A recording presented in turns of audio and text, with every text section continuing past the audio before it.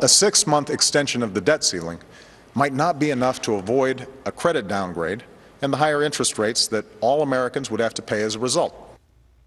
He didn't get the 6-month, he got the longer extension, Charles, and yet still we got the downgrade as well. Look, he's accusing Tea Party because it threatened to default for causing this.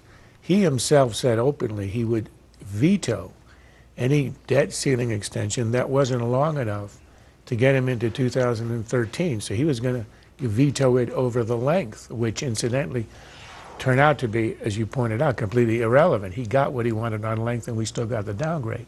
But here he is accusing others of holding the debt as hostage, as a bargaining chip, when he himself said he would himself. So he's been completely contradictory. But I was sort of stunned by his appearance today. I said, why did he go out there? He went out there with the Dow at minus 400. And after he spoke, it went down to minus 600.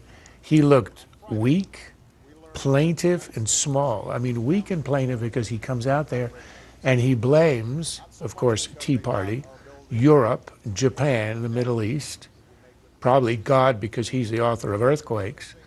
Everybody except him. Juan talked about a crisis of leadership. Leadership starts at the top of the presidency.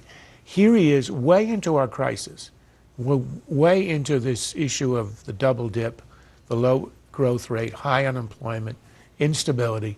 After all of this, in office 3 years, and today he says, I will have recommendations on reducing the debt. Where was he in December when his own commission reported and he ignored it?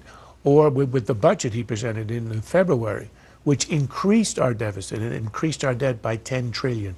All of a sudden, he discovers the virtues of presenting a proposal. He has put nothing on the table, and he blames everybody else.